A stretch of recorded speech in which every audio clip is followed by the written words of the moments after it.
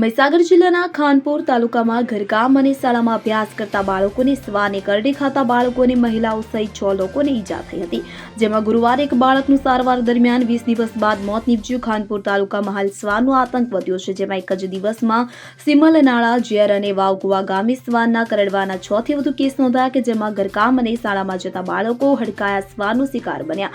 ઘરની બહાર ખેતમજૂરી કરી રહેલ મહિલાને પગ અને શરીરના ભાગમાં કરડી ખાતા ગંભીર ઈજા પહોંચાડી છે, તો બાળકોને હાથ પગમાં કરડી લેતા નાની મોટી ઈજાઓ થઈ છે, જેમાં વાવકુવા પ્રાથમિક શાળાની હેતલબેન રામાભાઈ ડામોર તેમજ શિલ્પાબેન મહેન્દ્રભાઈ તાભિયાર, ગોગાવાડાના પિયુષભાઈ હરીશભાઈ મચાર અને શર્મિષ્ઠાબેન પર્વતભાઈ તાભિયાર સહિતના લોકો કૂતરાનો શિકાર બનતા સારવાર માટે લુણાવાડાની સરકારી હોસ્પિટલમાં લઈ જવામાં આવ્યા। તો હોસ્પિટલમાં ગયા બાદ પરિવારને કૂતરાની રસી ન હોવાનું હોસ્પિટલના ડોક્ટરો દ્વારા જણાવતા પરિવારના પગ નીચે જમીન સરકી ગઈ હતી, પરંતુ પરિવાર બાળકને સારવાર માટે ગોધરા જનરલ હોસ્પિટલમાં લઈ ગયા હતા કે જ્યાં તેમને હડકવાની રસી આપી અને સારવાર કરવામાં આવી હતી। જો કે ત્યારબાદ વધુ સારવાર અર્થે અમદાવાદ સરકારી હોસ્પિટલમાં લઈ જવામાં આવ્યા હતા કે જ્યાં 20 દિવસની સારવાર બાદ ગુરુવારે ગોગાવાડાના પિયુષભાઈ મચ્છાનું સારવાર દરમિયાન મોત થતા હડકંપ મચી ગયો છે, જ્યારે મહીસાગર જિલ્લાની સરકારી હોસ્પિટલમાં કૂતરા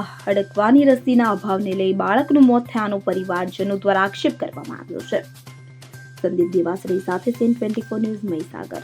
હવે જુઓ દેશ દુનિયાની તમામ ખબરો તમારી આંગળીના ટેરવે।